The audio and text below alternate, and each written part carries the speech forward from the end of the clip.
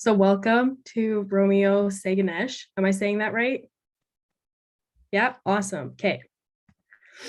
So Romeo Saganash was born in Waswanipi, Quebec. He was 7 years old when he and 26 other children were taken from their communities to attend French language schooling in La Tuque, Quebec. He lived there with an English-speaking Anglican family. The program he was a part of was canceled the following year, but he remained there for 10 years, completing his schooling in French. Mr. Saganash is fluent in Cree, French, and English. After that, he attended a meeting on the negotiations between the Cree and government officials on constitutional and resource rights, which sparked his interest in pursuing a law degree. It was in 1985 that Mr. Saganash founded the Cree Nation Youth Council. He attended law school at the Université de Québec à Montréal, where in 1989 he became the first Cree person to receive a law degree in Quebec. From 1990 to 1993, Mr. Saganash was the Deputy Grand Chief to the Grand Council of the Cree of James Bay, and he later became the Director for over 10 years of Quebec Relations and International Affairs. From 1997 to 2000, he chaired the James Bay Advisory Committee on the Environment. As a prominent Cree figure in a riding with many Aboriginal voters, Saganash received personal support from NDP Quebec Lieutenant Thomas Mulclair, who referred to Saganash as a very important candidate. He was elected in the 2011 federal election to represent Abitibi, Bay James, Nunavik, EU. In the 2015 Canadian federal election, Saganash was re-elected to a second term. In 2018, he decided not to run for re-election. So welcome very much, and thank you for coming to speak with us today. Well, thank you very much for that kind introduction. Nistam gan ju itmadnon establish jesian kabej wisamiek tejibet spatsneman datemon tejibet spedayange debatmon nimeten kagwachum gan jeti amutmano mishnigen kapum tedayasne dedes gamshibich nimeten ka kagwachum gan tejibet debatmuyan getju Wichtemanga dann ist ein Schritt Mani Schinigen Jerry Mutmuk. Migwashak said did no Nastabutsi the Nash Kumun. Well, those were words of thanks and gratitude to you all for being here. And thanks to the University of Saskatchewan College of Law for this kind invitation to come and speak about the UN Declaration on the Rights of Indigenous Peoples, as well as other matters of interest related to that, and particularly in relation to their legal implications and political implications for us all today, not just Indigenous, but also non-Indigenous in this country. I think it's important to understand all these implications for us from here on, especially since the adoption of Bill C-15 this past summer by the House of Commons and ratified or given royal assent by the Senate. These are important. These have important legal and political implications as we move forward in terms of reconciliation in this country. I believe that the the Truth and Reconciliation Commission, in particular, in its call to action, I believe 45, has called for really, if you read carefully the call to action 45, it really calls for a reset of our relations in this country with Indigenous peoples, calling for a new royal proclamation on reconciliation in consultation and collaboration with Indigenous peoples to be written with them is an important call for a reset of our relations, and I'll try to talk about that as well. As mentioned in the introduction, I was born on the land literally under a tent on the shores of a lake that we call in Cree Mishigamish. You won't find Mishigamish in the official maps of the Quebec government, but you'll find Lac Théodat, which is the lake on the shores of that lake that I was born. So that's why I say literally on the land of my people, my ancestors. After the first 7 years of my life living off the land, the Cree way of life of hunting, fishing, trapping, and gathering, I was taken away, and not to an Anglican family as it was mentioned. It was the Letuk residential school that I attended for 10 years. I think one of the things that should be mentioned in the context of this presentation is that after 10 years in that institution, it wasn't a school, it was really an institution. When I came out, I promised myself two things. First, to go back on the land, which I did for 2 years, living off the land on the traditional territory of my family. The second thing I also promised myself was to reconcile with the people that put me away for 10 years. I think it was important for me to do that. As a survivor, as many of you call us, I call these people residential school warriors. You need to be a warrior to walk out of there strong and with courage. So I tried to reconcile with the people that put me away for 10 years through law and politics. I went to law school in 1986, graduated in 1989, and been involved with first Cree politics since 1981. So it's been 40 years, thus the gray hair that you see today. So I've been around this business for 40 years. My first job was with late Grand Chief Billy Diamond, who was the first Grand Chief of the Grand Council of the Crees in Northern Quebec. The Grand Chief that negotiated the first modern treaty in this country, the James Bay Northern Quebec Agreement. So one of the takeaways of that experience with Grand Chief Billy Diamond was that one day he told me, he said, "Romeo, I negotiated this treaty, the James Bay Northern Quebec Agreement, so that future generations like yourself," he said, could take it from there.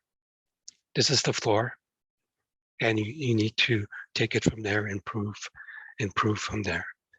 And that's what I sought to do throughout my career as well, and both legally and as a politician.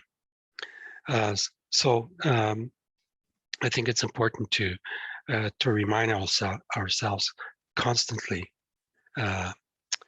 from where we come from in order to move forward in these hard times, I believe, for a lot of people.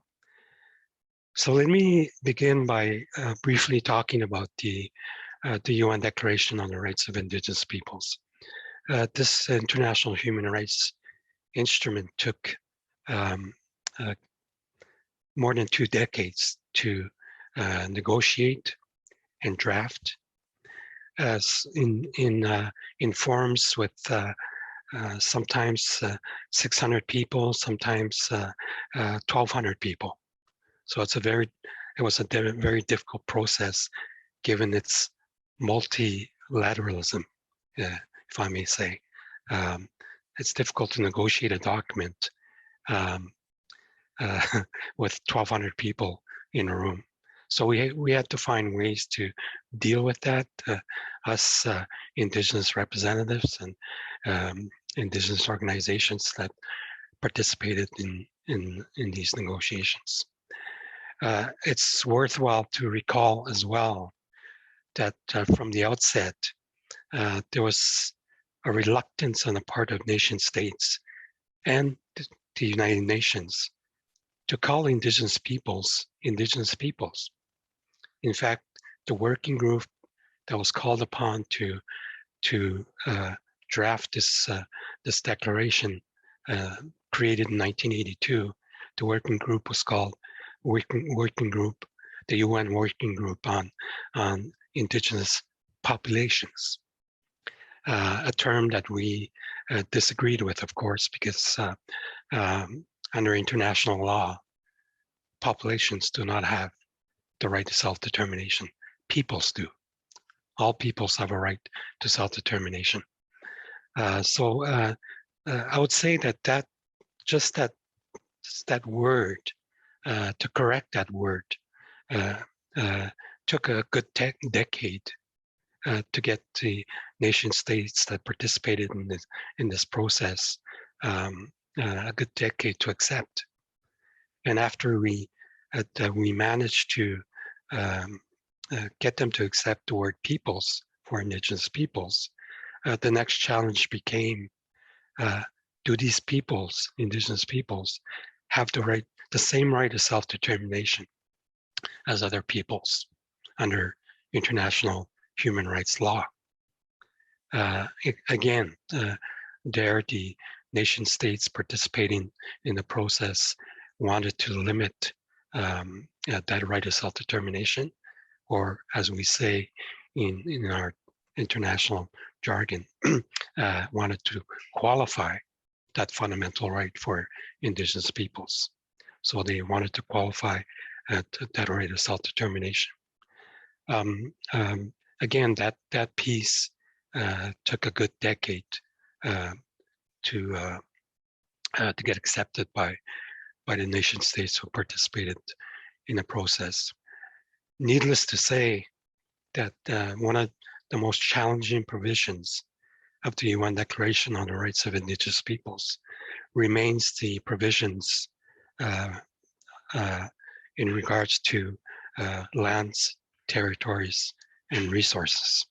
I don't think I need to further explain why that is. There's a lot of vested interests in our lands, territories, and resources. So when one reads the provisions of Article 25 and following of the UN Declaration, you'll see the kind of balance we try to strike between the rights of Indigenous peoples over their own lands, territories, and resources, and the rights of others in the various and different nation states.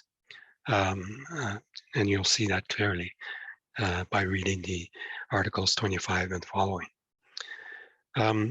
I think it's important to also remember when discussing the UN Declaration on the Rights of Indigenous Peoples, the fact that it is to this day the longest discussed and negotiated human rights, universal human rights instrument in the history of the United Nations. The fact that it took some 23 years to get to a consensus on the wording and the text of the declaration. It was a long time coming for many of us, of course, the Indigenous representatives that participated in that process. It was a difficult battle, but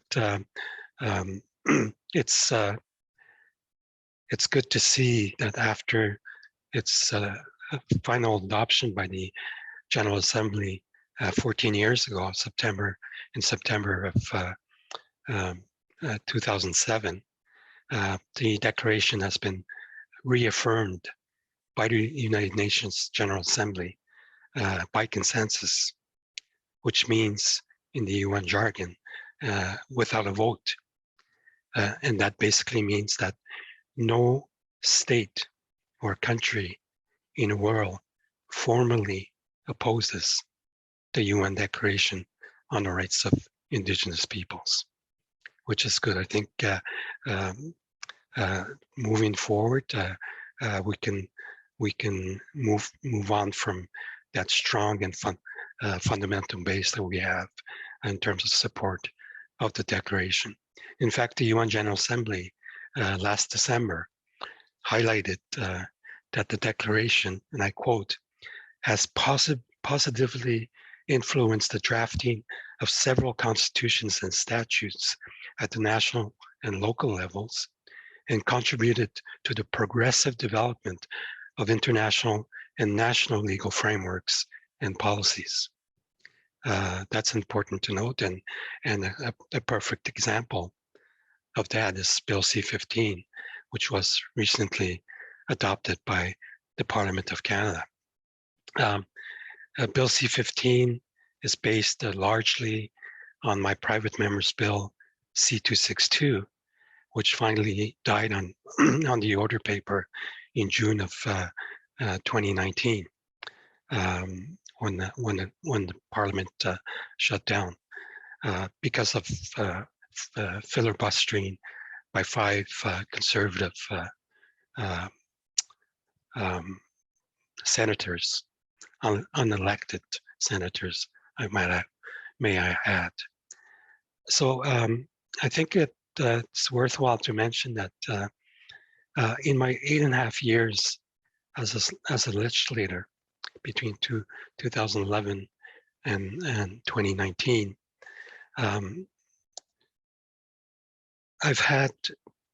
think I've had the opportunity to review and consider some 1,463 pieces of legislation as a member of Parliament.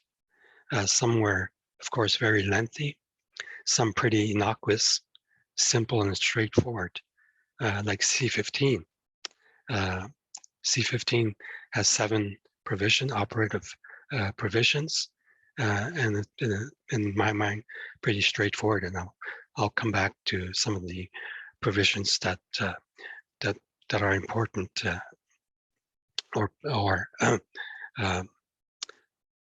or I think relevant to our discussion today. For instance, one needs to refer to the purposes of the Act under 4 subparagraph A and B. Let me start with B, that says that the purpose of the Act is to provide a framework for the Government of Canada's implementation of the Declaration. Initially, the first draft of C-15 provided for 3 years to achieve that. Many Indigenous nations and peoples argued that 3 years was too much, so that was amended to down to 2 years now. And I understood from the outset the legislative intent behind 4B. Indigenous peoples are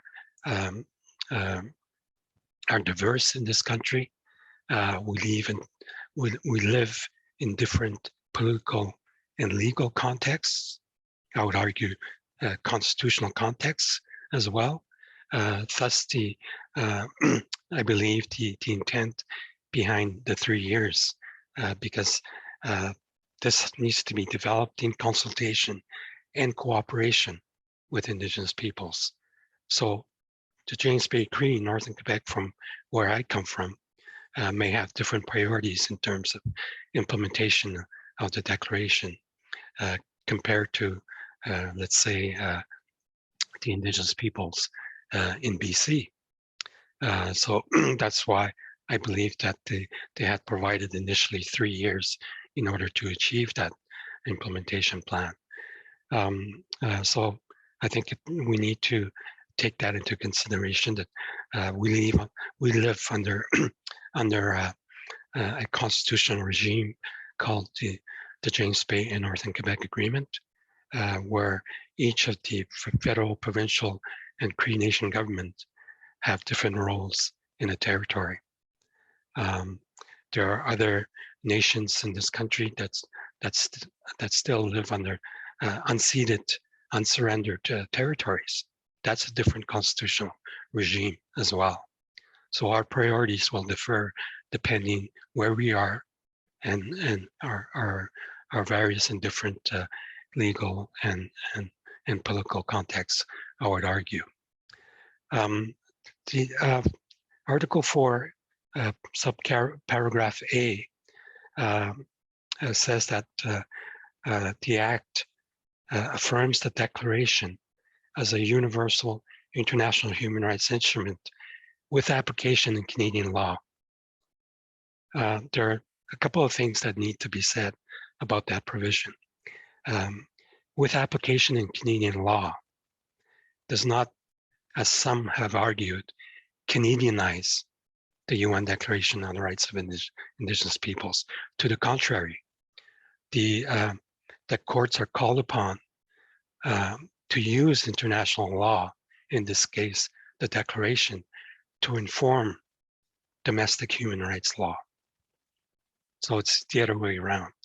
And it uses that wording because at least since 1978, in a reference case from Alberta, a reference case that went directly to the Supreme Court, the former Chief Justice Dixon said in that opinion that international instruments such as declarations, covenants, conventions, international treaties are relevant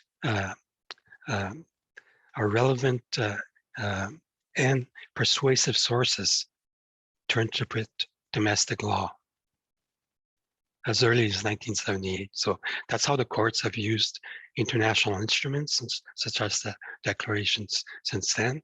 And thus the formulation that we find under 4A, that the declaration has application in Canadian law. The other important provision in C15 is Article 5. And Article 5 basically reads that the Government of Canada must, in consultation and cooperation with Indigenous peoples, take all measures necessary to ensure that the laws of Canada are consistent with the Declaration. That is an important provision, as much as 4A is important when we say it has application in Canadian law.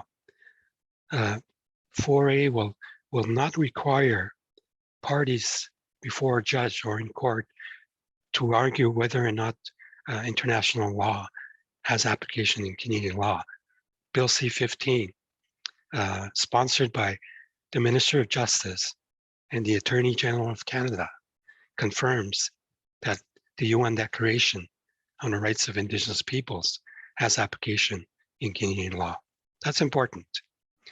So 5 calls on the Government of Canada to make sure that to take all measures necessary to ensure that the laws of Canada are consistent with the Declaration. And that's an important provision for many reasons, but in particular, I would argue this one. Under Article 4.1 of the Department of Justice Act, the Minister of Justice has to make sure that any piece of legislation before it is introduced in the House of Commons is consistent with the Charter of Rights and Freedoms. We don't have the equivalent for Aboriginal rights or treaty rights or Indigenous human rights in this country. Article 5 of C-15 will provide that. And that's an important step forward. The fact that the Government of Canada must make sure that its laws are consistent with the Declaration. And I think that's a huge step forward towards reconciliation.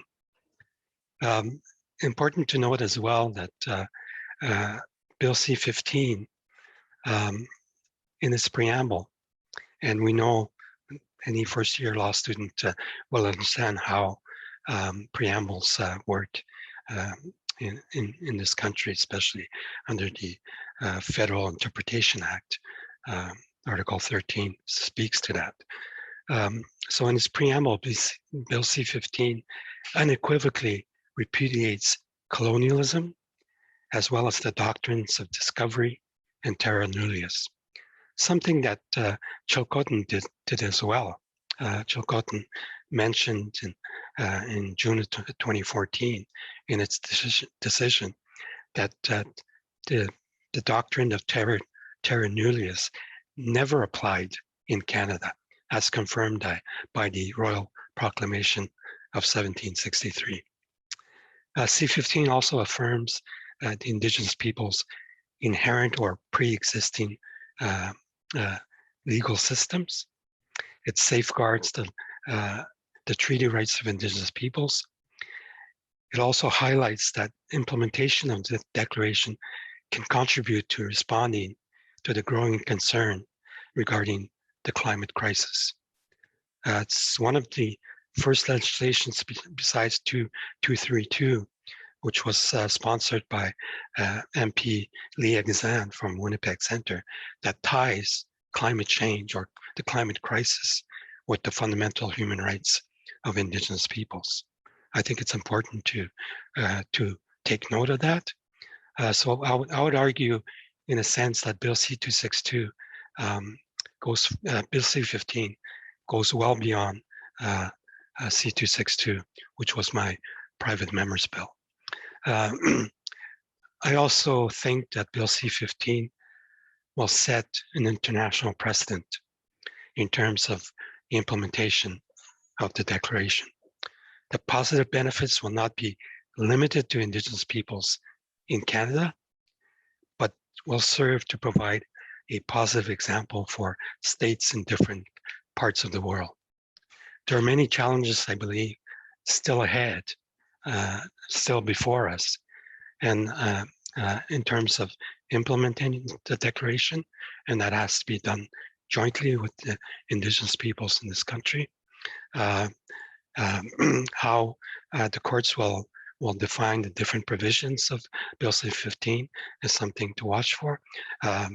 Needless to mention that in many cases, even before the adoption of the declaration itself in 2007, or the adoption of C-15, courts and tribunals have referenced the UN Declaration on the Rights of Indigenous People. So tribunals have used the declaration to interpret domestic human rights. So that's going to continue, and perhaps increase in the near future.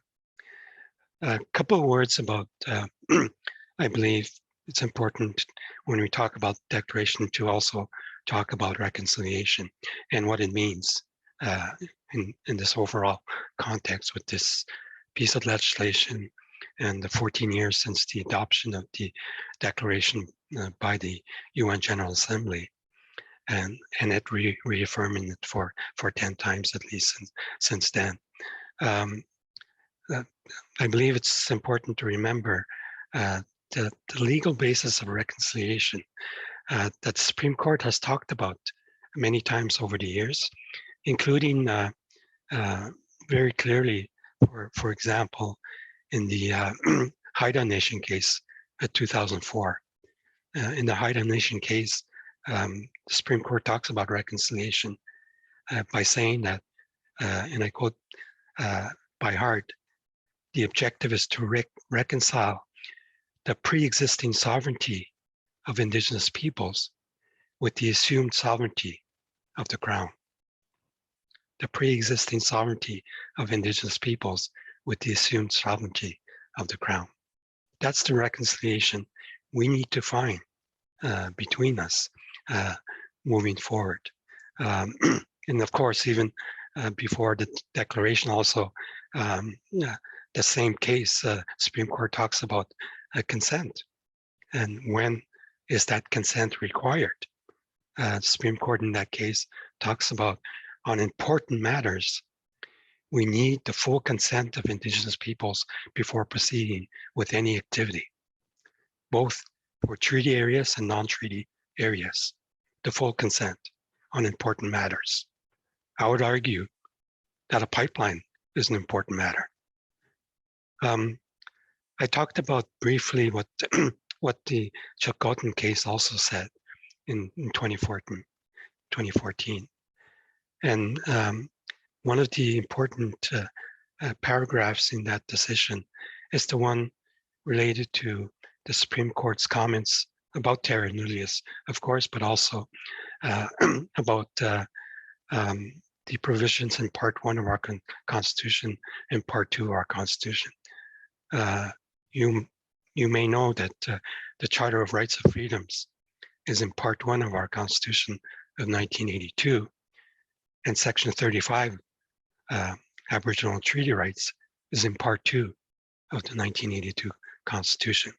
And the Supreme Court says in 2014 that these provisions in Part 1, the Charter, and Part 2, Section 35, are sister provisions that serve to limit the powers of governments, both provincial and federal. It's an important remark by the Supreme Court, and that will continue to be used in future in case law. I chose that provision in that decision purposely because for a long time in this country, we rarely talk about Indigenous rights as human rights. And the courts have rarely talked about our rights as human rights as well.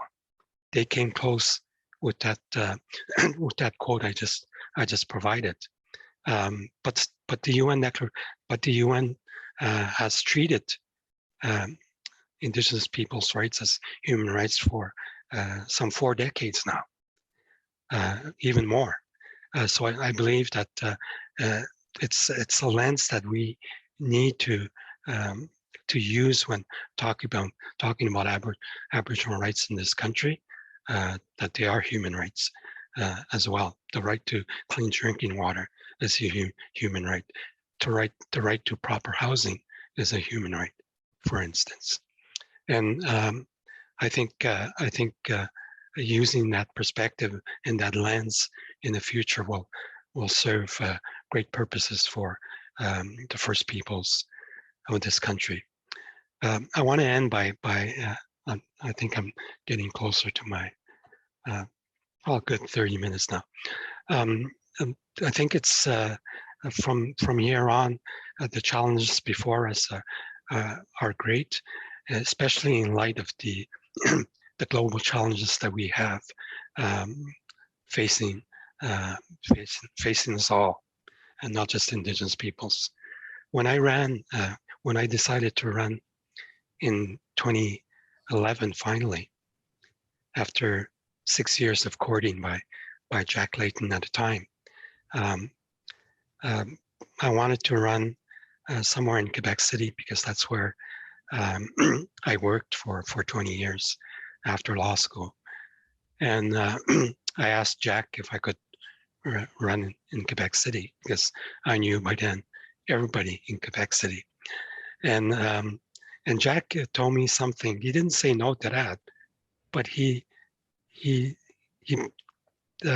presented a different perspective to me by saying this.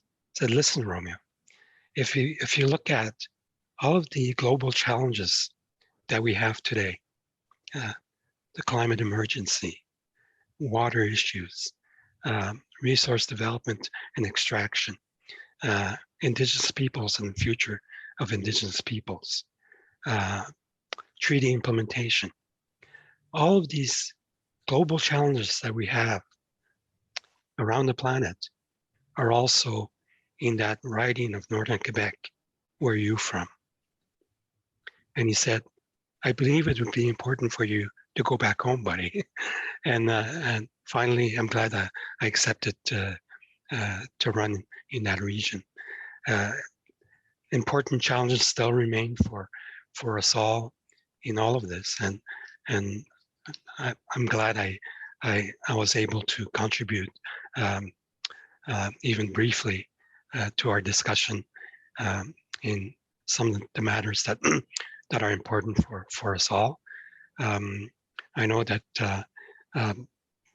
and one of the promises I made to myself coming out of residential school was to make sure to reconcile with the people that put me away.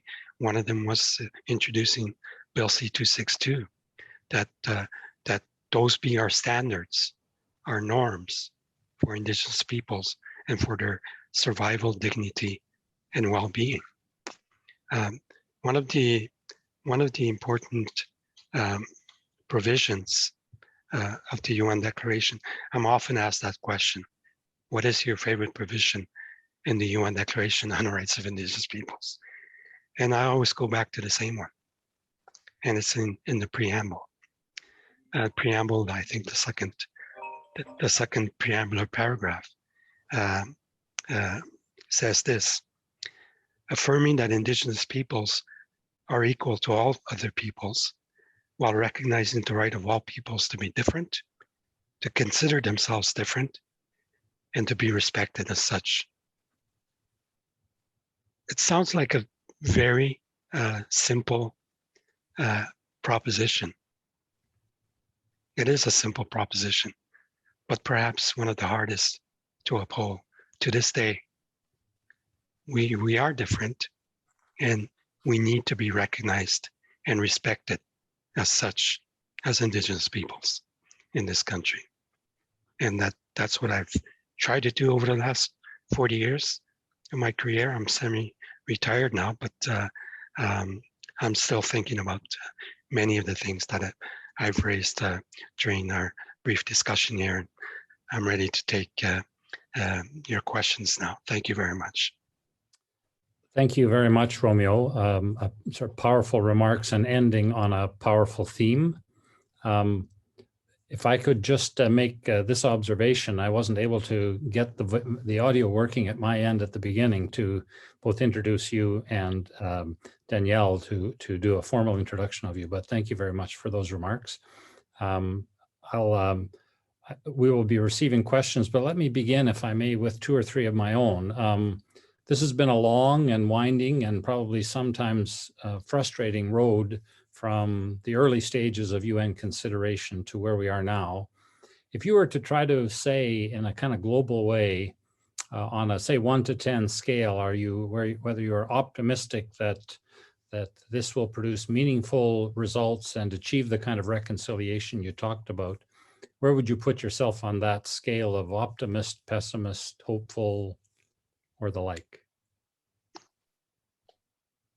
Well, thanks for that question. I think it's an important one. I said in my remarks that I've been in this business for 40 years. I'm pretty tired. I think one of the characteristics that you need to have in this business, especially with Indigenous peoples, is patience and resiliency. I think I have both. My parents gave me that.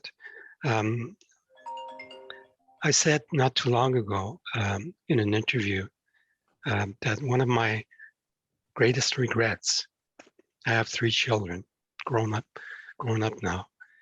One of my greatest regrets is that the legacy that I'm leaving behind to them, to my 3 children and 2 grandchildren, is that I'm leaving the legacy that they will have the same battles with the same issues as when I started 40 years ago.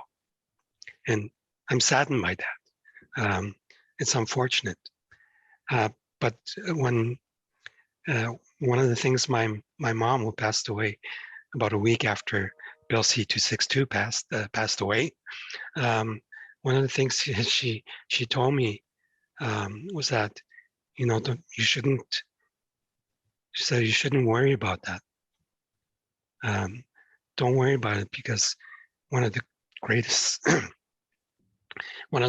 things you're leaving them is how to fight for your rights, how to stand up for your rights, for your fundamental rights, and for your human rights. That's what you're leaving your kids with. So I'm satisfied with that. I'm halfway between optimistic and pessimistic because all of these things are, in my view, incremental. I had the James Bay Northern Quebec agreement I had to improve upon, which I did in 2002 for my people.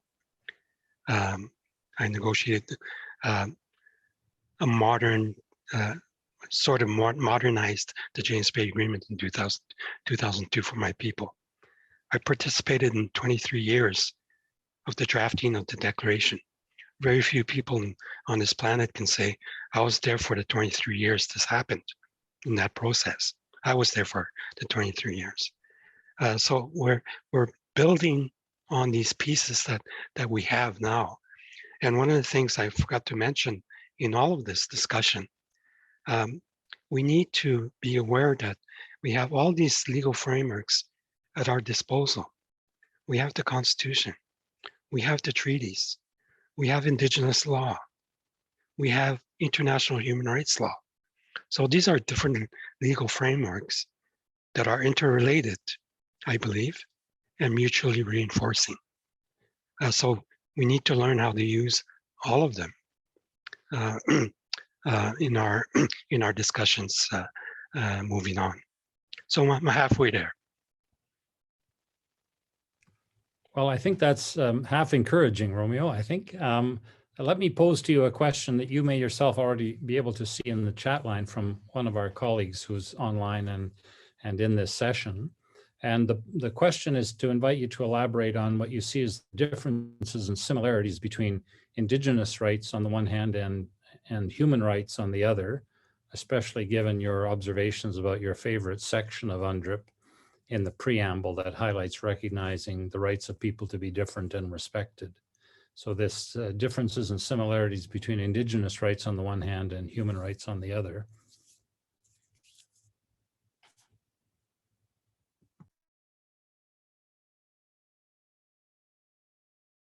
I think you might be muted, Romeo. There we go. Okay, there you go. I don't think, I don't necessarily consider them different. Aboriginal rights or Indigenous rights are human rights in my view, and that's how I've articulated them throughout my career. The UN has considered our rights as human rights. That's an important acknowledgement, frankly, and that's why those different legal frameworks that I just referred to are important to consider in any discussion about Indigenous rights. Under one framework, there are clearly human rights. Under others, maybe not. I consider, for instance, the implementation and honoring and respecting treaties as a human right, and so on. So that's the perspective that I've always used, and that's what I'll continue to do. But I always keep in mind those different legal frameworks, and that includes Indigenous laws. To give you an example, the 2002 agreement that I negotiated on behalf of my people, we incorporated in that agreement the Cree concept of consent, which is different from consent as we understand it in constitutional law, or consent as we understand it under the UN Declaration on the Rights of Indigenous Peoples. So it's somewhere between that understanding and the consent that and the consent that we see in other instruments. So that concept is incorporated in that 2002 agreement.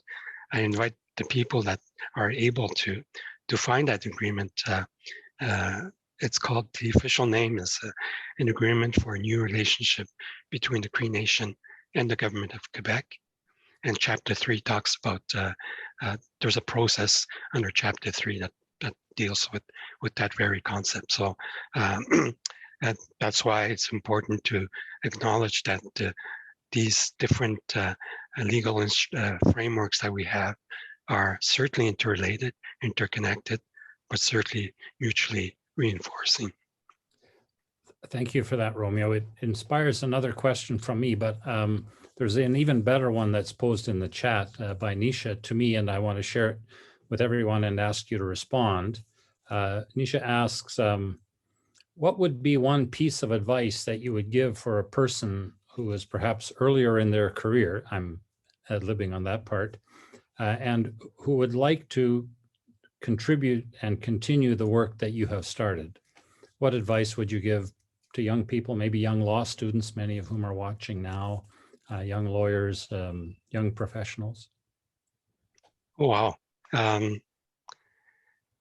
I think the way, what inspired me, let me answer that way. What inspired me, and perhaps those people can take it from there and walk with that. I was in the bush after I came out of law school.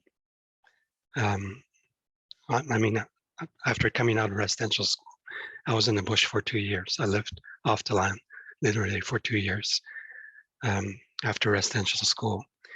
And I happened to be in the village of Swanepoel, where I'm from, to pick up a couple of things and head back out in the bush.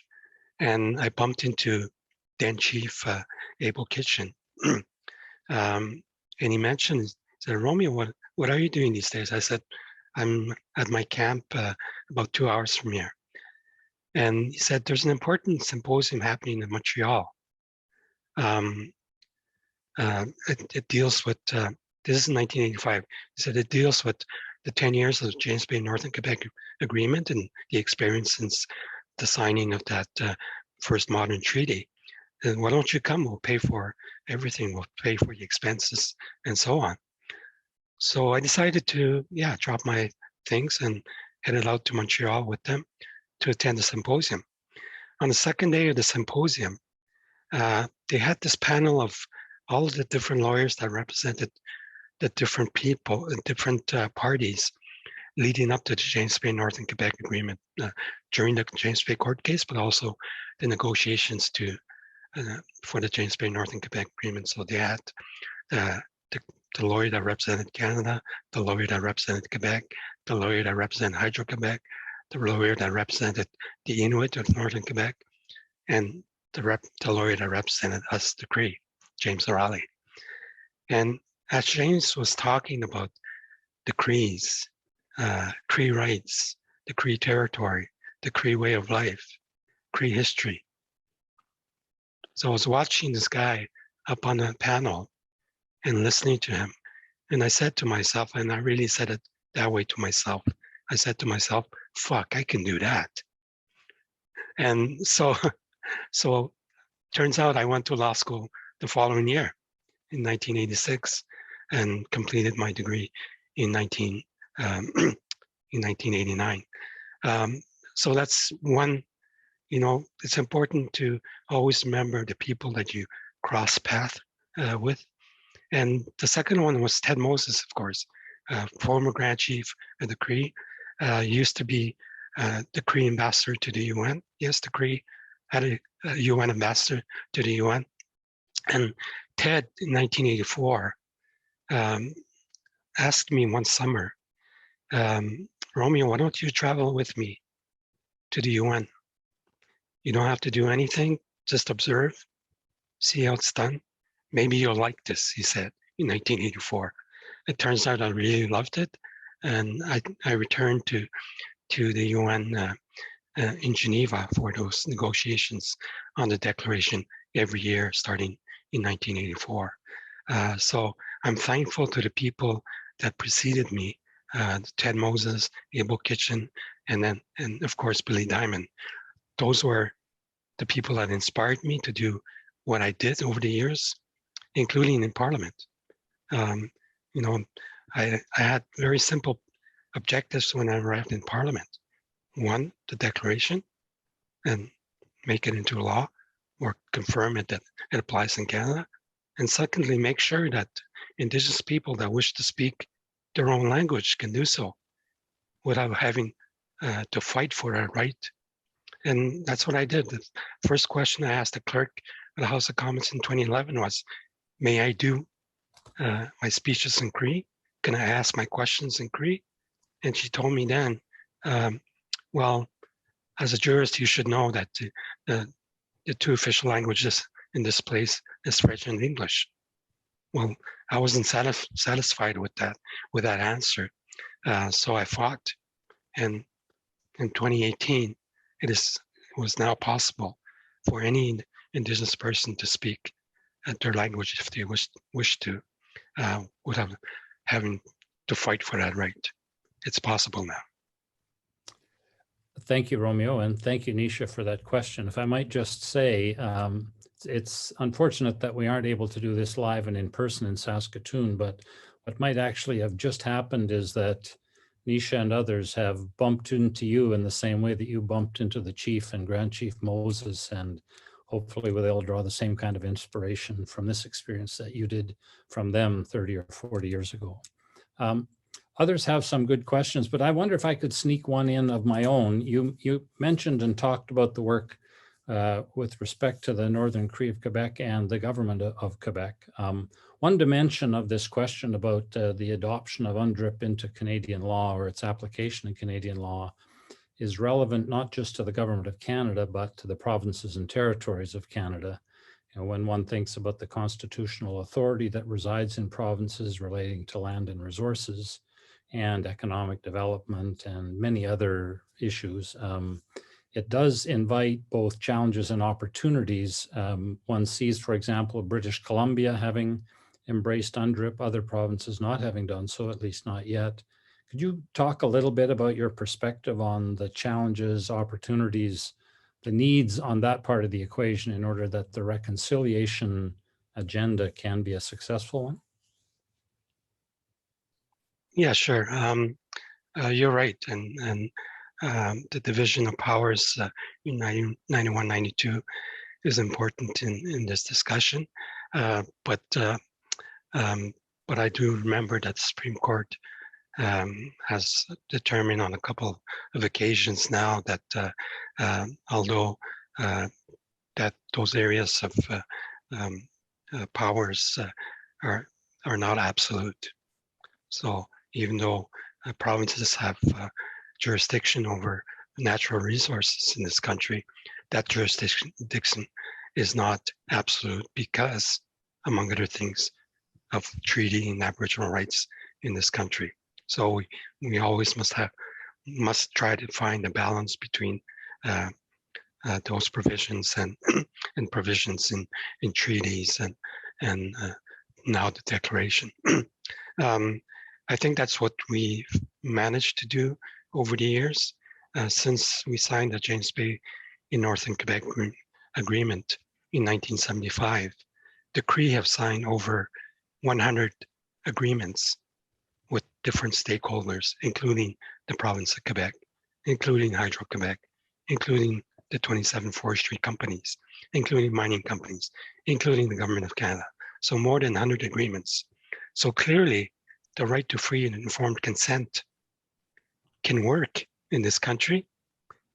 All you have to do is look to the Cree in Northern Quebec and how we've managed to impose that everybody needs our consent to move forward with any activity in our territory.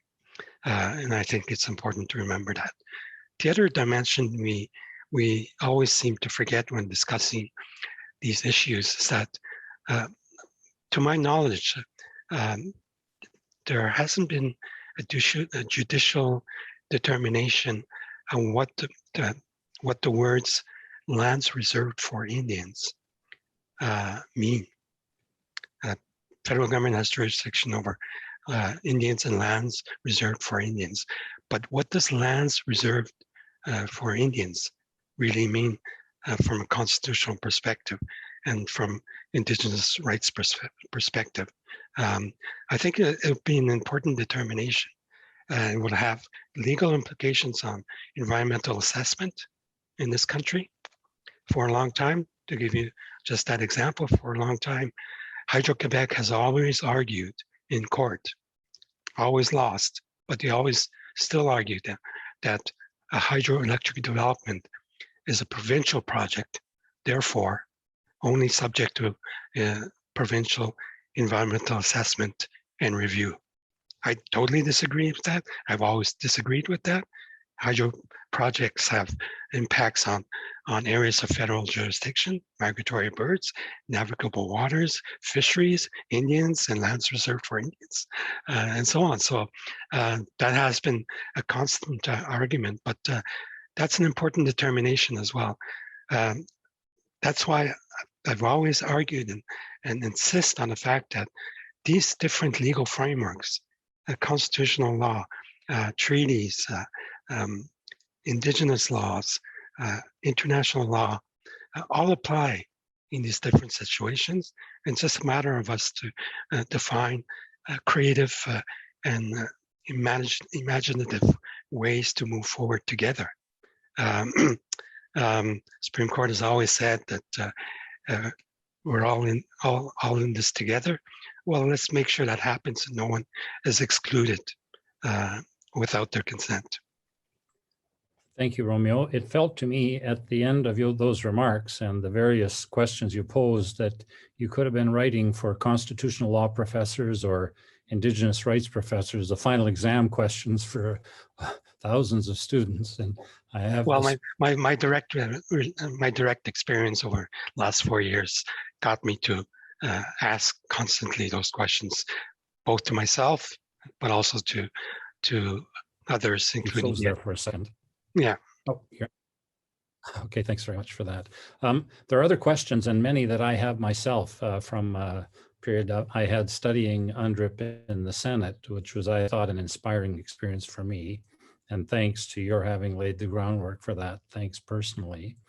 But we had promised, I'm saying this to all of us, we had promised to sort of indulge and burden Romeo's time for an hour today, and we pretty much reached the limit to that. So with your acceptance, let me kind of draw the session to a close by thanking a few people. First, Danielle, who...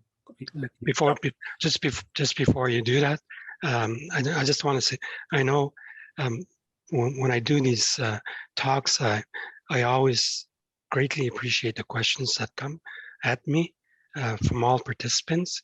And if you want to pursue this dialogue with me, I can, well, the university can provide my email, saganash2015@gmail.com. Just drop me a note and I'll do my best. I'll be on holidays for the next 2 weeks, but I do respond to emails of that nature all the time. So feel free to do so. Thanks very much. To those of you listening, Romeo has been inspiring and very responsive in our engagements on this, and an uplifting experience for me personally. So thanks on that. I want to thank Danielle for a very fine introduction and jumping in when I was unable to seem to be able to communicate with anybody. Thank you, Danielle. I also want to extend my thanks to the McKercher Law Firm. As many of you will know, the McKercher Lecture Series is sponsored by McKercher LLP, a prominent Saskatchewan law firm that makes these opportunities, inspiring opportunities, I think, available to all the attendees, law students, other members of the legal community and beyond the Saskatchewan legal community and public community as well. And so thank you to the McKercher Law Firm. I want to expend my and your thanks to the Honorable Romeo Saganash for taking the time to work up his thoughts on this, present them to us with such comprehensiveness and inspiration. And I also want to remind you that this is sort of the platform foundational initiative for an engagement on this topic, the incorporation of UNDRIP into Canadian law, that will span 3 weekly speaker series sessions. In 2 weeks, we will hear from Brenda Gunn, an Aboriginal law and Indigenous law professor at the University of Manitoba, followed on October the 18th by a panel of lawyers and law professors who will speak on and reflect on the foundation that Romeo has laid, not just in this talk, but in essentially a generation of work on behalf of Indigenous people and on behalf of Canadians as a whole. So thank you, Romeo. Thank you to McKerchers, and I hope you will join us for the continuing sessions. I would just say, if I might personally, that in the last couple of years, I think Canada as a country has laid down major foundational initiatives that have the ability to change Canada and hopefully for the better. And this is one of those foundational initiatives. I think it's fair to say long overdue, with enormous potential if we all approach it with goodwill, and I hope we will. So I hope you'll join us for the next couple of weeks of sessions of this series on UNDRIP on October 4th, Brenda Gunn, and a panel on October 18th. And a thank you again to Romeo for setting this up so well. And although not everybody is able to unmute, let me applaud on behalf of all of us. Thanks again. We really appreciated it. We wish all the best.